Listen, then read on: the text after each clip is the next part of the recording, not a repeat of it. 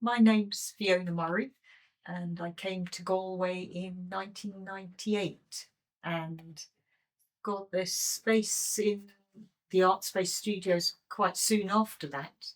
So um, I'd been on an MFA in Belfast before that, and I was in London. I grew up in London, so I did my BA over there at Chelsea College of Art. And I suppose the reason I came to Ireland is my parents are Irish and they retired back to Donegal.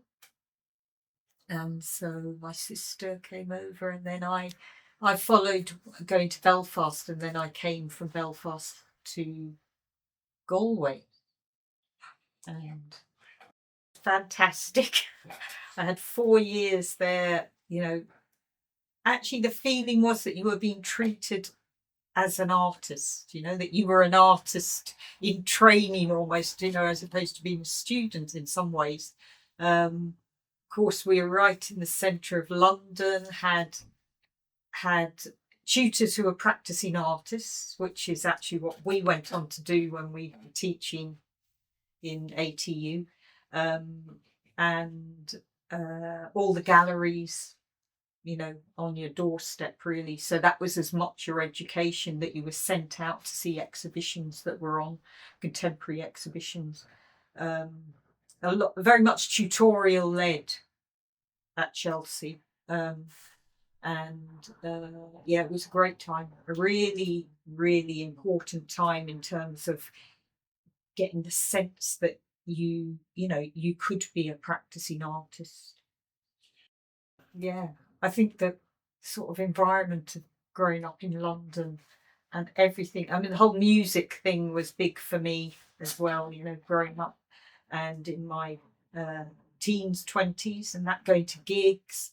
And I think in some ways, when you're young, I was talking about this to another friend because I spent time in Manchester as a student prior to being at Chelsea. The way that I can look at the environment now in a sort of reflective way, whereas at the time you were so busy doing what you were doing, somehow it went in subconsciously where you were living. I think it really seeped into um, who I was, that I'm a Londoner, but then I've got Irish parents, and that was a whole nother thing, that the backdrop of who you are, you know, comes through that as well.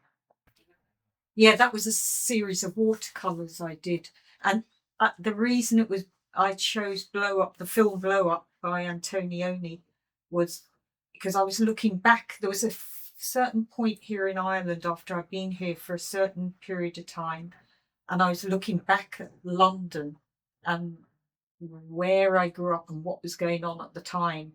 And and I looked at a few different films, and I thought, oh God, I must have a look at Blow Up. I remember that film had quite a sort of had a real atmosphere to it.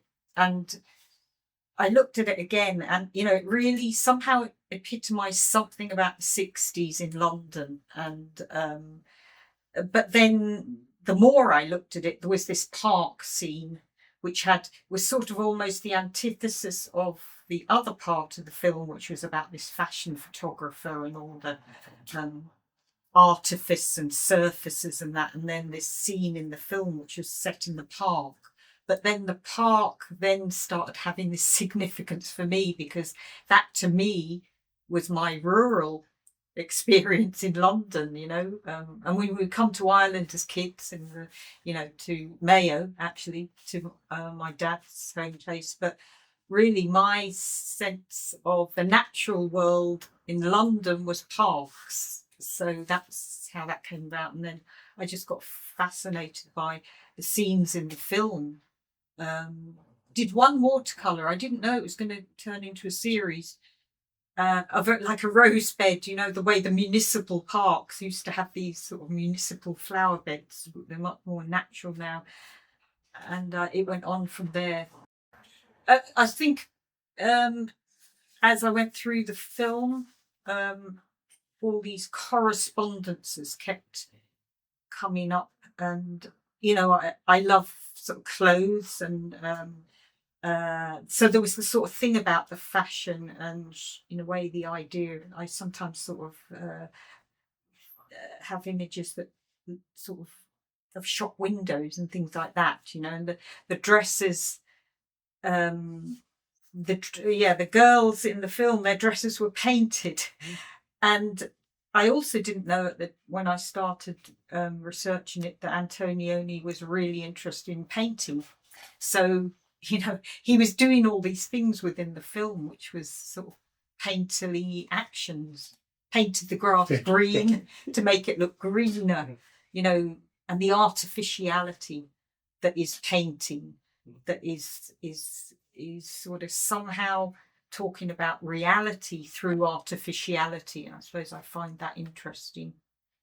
Was it 95 to 97? So the peace process was happening, and then it broke, actually 96, I think. And then, it happened just after the signing of the agreement, Good Friday Agreement, happened actually. Was that 97 after I'd left? I went over to Donegal, actually. I stayed with my mum and dad for 9 months there. Some of the sort of things that come in this sort of boundaries, making within a painting there'd be another boundary. There's the boundary of the edge, and then there's always sort of these cordoned off areas that I work within, and that was happening then. But there were images actually of sort of haystacks. So that's not Belfast, but I was sort of looking in a way at maybe the Ireland I remember from childhood trips. Yeah. I went to Donegal and spent 9 months at my mum and dad's, which was lovely, actually, being with them. And I had a little hut at the back of the garden where I made a show of work, actually, that went to the Rubicon Gallery in Dublin in 98. And the Rubicon's since gone, actually, as a gallery. But then I wasn't ready to go back to London. But I sort of had two choices. It was Dublin or Galway. And I did sort of try to go to Dublin, but logistically it was difficult. So I came to Galway. Didn't really know anyone here. And I was on a FOSS scheme, as many people were. And I actually started a drawing class. They let me do, as part of the FOSS scheme, I think they would have classes for people who were unemployed. And so I suggested about doing a drawing class, teaching one in the Arts Centre. And so I did for 10 weeks. And from that, I got work in Limerick, actually. I went and taught in the first year there. And then I met Mike Minnis in Limerick. It's amazing how these things, one thing nudges on to another.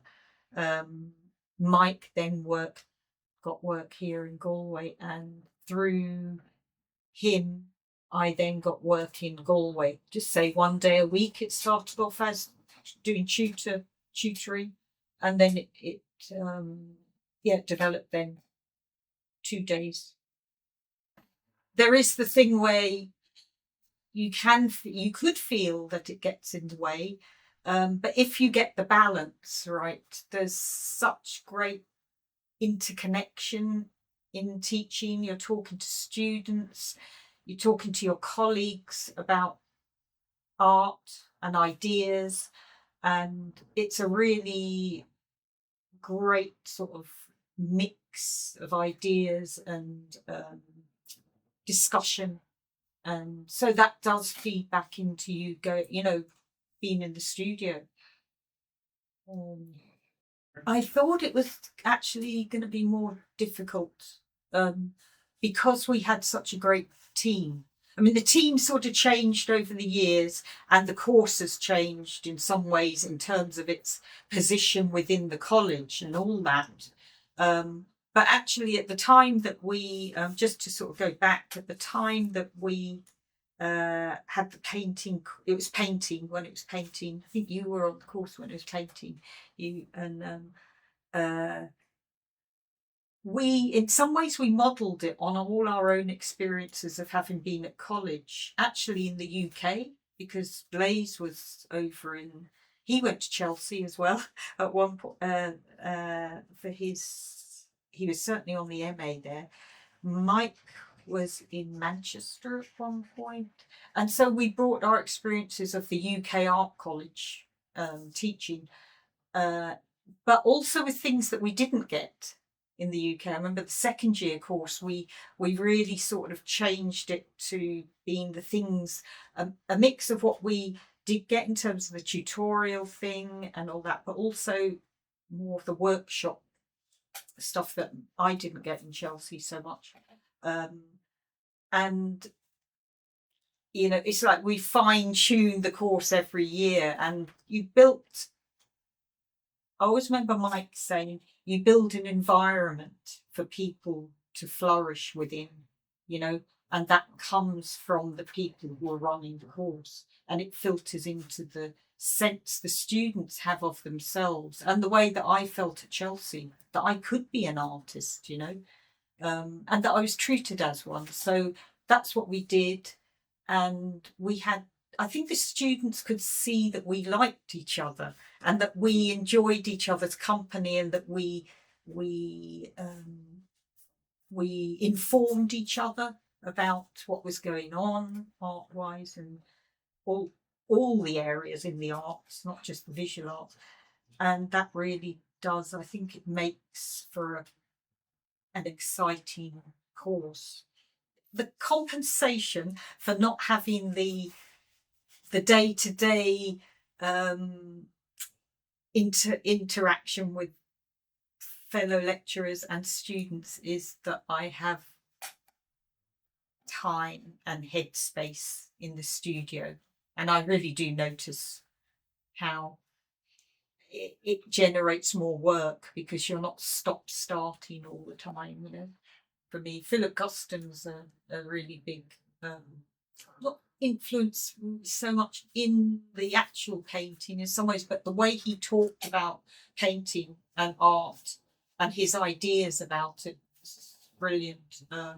A brilliant talker about the whole process, and actually the process of being in the studio as well, and he was very honest as well about the doubt. He was like this artist who had reached this level of, such a high level in terms of what he did. But he would also talk. He often talked to students. There's some great tapes of him talking to students in Boston, New York, and how he would be honest about the doubt that besets you in the studio and about your work and that, and how you work through that, really. And Rose Wiley is just this amazing painter who there is an influence of Guston you can see in her work. She's now in her 90s, but the work looks like it's made by someone in their 20s. And really massive scale, really exciting work. She's actually going to have a major, I suppose, retrospective in the Royal Academy next year, which I'm really looking forward to. And Talar is from Copenhagen, and he's also a great talker about making work and the whole process of it too. It can be exhausting because it sort of does get a bit in the way of making the work, because it's another head space, that you have to make applications and things like that. But it is part of being a professional artist, as well. So, and you, it's a bit like you're tossing cards up. You don't know what's going to come back to you. So you have to make the submissions, and it is exciting when something comes back. Like I had the show in Limerick there recently, Limerick City Gallery, and it came through Sarah Searson, who is the curator, who had been the director at the Dock, and she put me in a show at the Dock because she'd seen my show in Sligo. at the High Bridge, and I didn't know who had seen that show at the High Bridge, and I think it was a good lesson to me, because I remember at the time thinking, who's going to see this, you know? And then a few months later, I saw Sarah at the dock, because myself and some of the other lecturers went up to see Austin Ivor's show in the dock, and Sarah was there, and she said she really liked my work at the High Bridge, and I thought, great, she saw that. And then a few months later, she asked me to be in that group show, and then the end of last year, she asked me to be. So those little nudges are really important, and it's really great to work with her for the show at the City Gallery in Limerick. When I arrived in Galway, I thought I have to get a studio, see what what's the art studio situation, you know, and so I shared a studio to start with up in Lisbon, and then I think I moved here to the Black Box. I think I was in the studio where John is now, and then I moved out to the Burren in County Clare for a number of years. So I was just in my own studio in the house, and but what I like about the studio, I like leaving my house and going to the studio. So you leave the house, you're in the frame of mind that you're going to the studio, to this, it's like a little laboratory. Even if I don't feel like going, sometimes, you know, when you're starting new work and you can feel like you don't know what you're doing. And but when I go, even if I don't feel like it, because I have that slight trepidation, I get in the door and I just feel like I'm in the right place. And I might just sort of look through, like, my notebooks, sort of like scrapbooks, notebooks. They're not sketchbooks in the traditional way. I sometimes look through them. Often they're like a source of visual information for me to start a painting. So I might even do that to start with, and look through, maybe read some art books or whatever. And I actually did do a series of drawings when I finished at work last October. It was when we left work, I thought up until Christmas I'm going to do work on paper. So I worked on paper, and some of the things that went into the paperwork have sort of migrated now into the painting. So it's like you build a sort of process in order to be free, in a sense, you know. And it's really good to know someone else is next door working as well. Like John Brady is next door here. It's brilliant. So we have a chat every so often, have a look at what each other are doing. But we also know that we have to have our time, the good, on our own, and not disturb each other too much. But the interaction's really important. The Limerick show, I have to go and collect the work and bring that back.